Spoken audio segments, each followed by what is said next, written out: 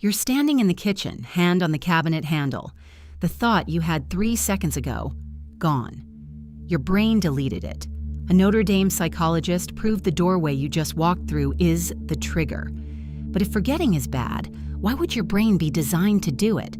It feels random. It isn't. That blank moment in the kitchen, researchers call it the doorway effect. And in 2006, cognitive psychologist Gabriel Radvansky at the University of Notre Dame set out to prove it was real. Here's how. He built a virtual environment, 66 connected rooms, and asked participants to pick up objects on a table, carry them to the next location, and set them down. Simple memory task. But every time a person crossed through a doorway into a new room, their ability to remember what they were carrying dropped significantly. Compared to walking the same distance within the same room, same number of steps, same amount of time. The only difference? A door frame. And Radvansky anticipated the obvious objection. Maybe virtual rooms just don't feel real enough to trigger the effect. So he ran the experiment again in actual physical rooms with real objects. The result was identical. Crossing a real doorway produced the same forgetting. Not just for complex lists either. Even when participants carried a single item, one object, one thought, the doorway still wiped it.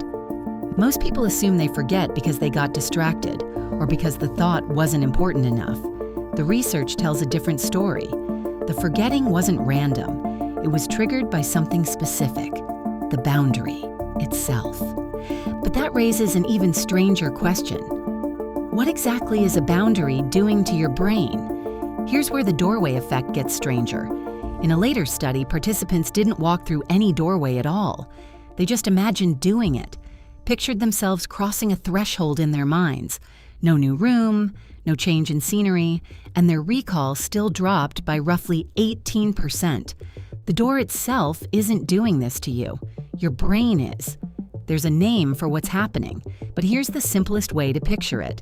Think of your brain like a browser. Each event you experience is an open tab. When you walk through a doorway, your brain reads it as a signal. Close this tab, open a new one. Whatever was loaded in working memory, the thing you were about to grab, the reason you walked in here, gets filed away or flushed entirely. The new tab starts clean. Researchers, including Jeffrey Zacks, call this event segmentation theory. Your brain doesn't experience life as one continuous stream. It chops your day into discrete chapters, separated by boundaries. And a doorway is one of the most reliable boundary triggers there is. And this isn't just a model. Neuroimaging studies show that the hippocampus, the brain's memory hub, fires in a distinct burst at event boundaries. These boundary-evoked responses actually predict how well you'll remember something later. Your brain is literally sorting experience into before and after, right at the moment you step through. But not everyone is convinced the doorway itself is the real culprit. Here's where the story gets interesting. Doorways aren't memory erasers, at least not on their own. The effect has rules, and the rules tell us what's actually happening underneath. When participants were passively moved through virtual doorways, carried by the simulation rather than actively navigating, the forgetting effect dropped by roughly half. You had to be the one doing the walking, and a 2021 study with 29 participants found that when the rooms on either side of a doorway looked identical, the effect vanished entirely. No visual change, no forgetting. It only returned when researchers added a distractor task, something else competing for attention. Some VR experiments have failed to replicate the effect altogether, suggesting that immersion, task design, and the type of memory probe all matter. So it's not the door frame alone, it's the combination. Active movement through a space that looks and feels different on the other side. The boundary has to mean something to your brain. And here's one more twist researchers didn't expect. You might assume that walking back to the original room would restore the lost thought. Return to the scene of the crime. Get the memory back. Radvansky tested exactly that. It didn't help. Once the event model updates, Going back doesn't reopen the old tab. So if doorways aren't purely destructive to memory, what are they actually for? Here's the part that reframes everything. Those event boundaries that flush your working memory, they don't just erase, they organize. Radvansky and Zacks proposed what they call the event horizon model, and it reveals something counterintuitive. Boundaries between events can actually improve long-term memory by chunking experience into discrete episodes.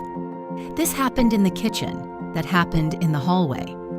Your brain creates a filing system. Each room, each doorway becomes a chapter marker in the story of your day.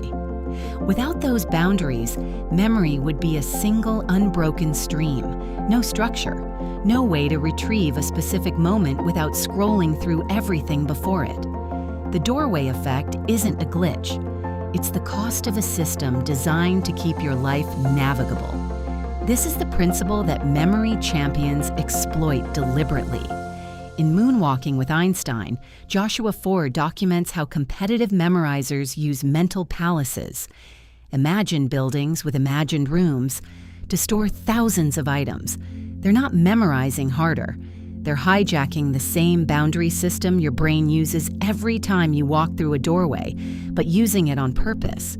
The mechanism that loses your kitchen thought is the same mechanism that lets someone memorize the order of a shuffled deck of cards. Next time you're standing in a room with no memory of why you walked in, that isn't a malfunction. It's your brain closing one chapter and opening another, trading a thought for structure.